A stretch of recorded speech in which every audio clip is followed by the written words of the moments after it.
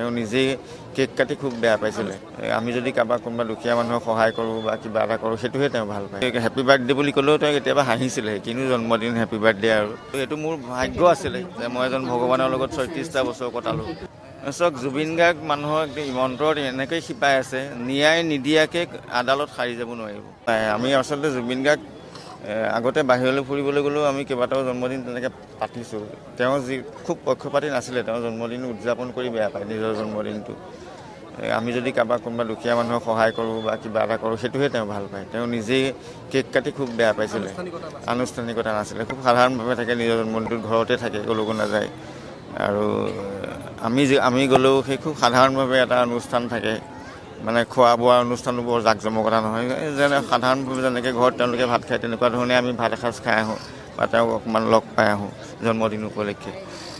গতিকে happy birthday বুলি ক'লেও তেওঁ কেতিয়াবা হাঁহিছিলে, কিনো জন্মদিন হেপী বাৰ্থডে আৰু, আমাৰনো কি হেপী বাৰ্থডে এনেকৈ কয়। গতিকে বৰ ধেমেলীয়া মানুহ আছিলে। আৰু সেই জ্ঞানী মানুহজন সেই সংস্কৃতিৰ ভাণ্ডাৰ থকা, যাৰ গাত সংস্কৃতিৰ ভাণ্ডাৰ আছিলে, যাৰ গাত ভগৱান শিৱ বহি আছিলে, এই মানুহজন দৈহিকভাৱে নাই। কিন্তু অসমৰ মানুহৰ মাজত, মানুহৰ আত্মাৰ মাজত, মানুহৰ হৃদয়ত তেওঁ যুগ যুগ ধৰি জীয়াই থাকিব, তেওঁ কৰ্মৰাজি জীয়াই থাকিব। মুদ্ৰাটো ৰিপিটি আচলতে নহয়, কিন্তু মই তেওঁৰ লগত সংগত কৰিছিলোঁ। এইটো মোৰ ভাগ্য আছিলে যে মই এজন ভগৱানৰ লগত ৩৬টা বছৰ কটালোঁ, ৩৬টা বছৰ থাকিলোঁ। আৰু চবতকৈ ডাঙৰ কথা, তেওঁ খুব মৰম কৰিছিলে সকলোকে, মোক বুলি নহয়, তেওঁ মানুহক মৰম কৰাৰ তেওঁৰ যিটো মানে গুণ, সেইটো ভাবিব নোৱাৰে। সেইটো চব মানুহৰ গাতে নাথাকে।